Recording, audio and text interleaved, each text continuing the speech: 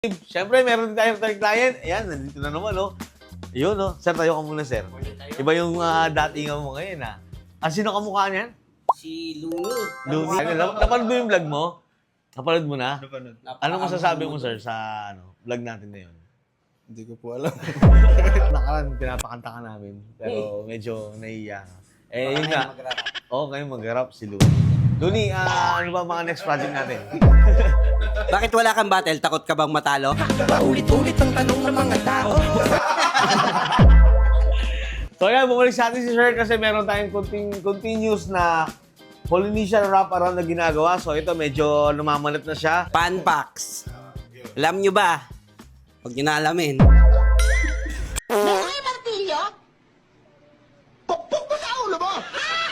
So, meron din ako i-endorse sa inyo kung gusto nyo magpagawa ng mga nagagatsilyo dyan si Madam. Ma'am, pakita mo naman yung nagagatsilyo.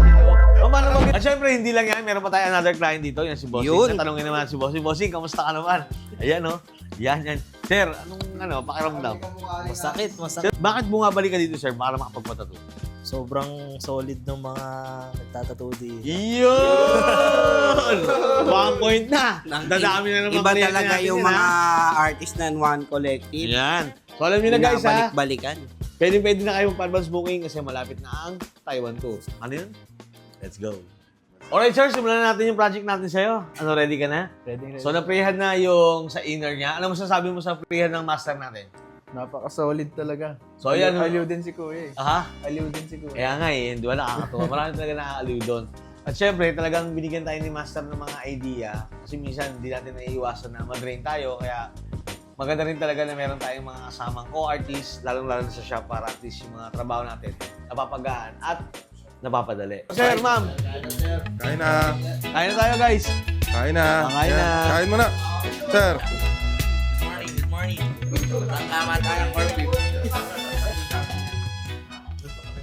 Tapos po kasi nung first session po, nag-basketball po ng mga tropa. Kinabukasan nag-basketball ka na agad. Oo. Ganito kasi yan. Ang tattoo kasi ay isang, kung madaling sabi, ito ay isang sugat, no? Ngayon, kung nagbabasketball tayo, syempre, ito yung open pa. Unang-una, sugat nga siya.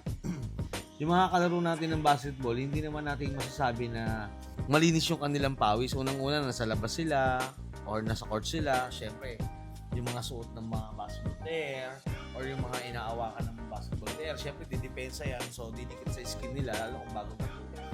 Pwede yung ma-infection. Unang-una kasi, butas pa siya, tapos papasok yung dumi sa loob, pwedeng ma-irritate yung skin niya at mag-cause ng infection. Bukod doon, pagka-layup siya, na-foul siya, tapos mahaba yung kukulong ng kalaro niya, pwedeng ma-serious sa sugat yung tattoo niya. At bukod doon, kailangan talaga pagka nagpapatato ka, meron kang sapat na pahinga para mas mag-heal na mas maayos yung tattoo mo. Alam nyo, ganito kami mag-alaga ng client dito sa One Collective. Pag nag-ice cream kami, nag-ice cream din yung client namin. Kasama ba service yan? Sir, sa ratings ng service dito, ano masasabi mo? Maganda, may extra service.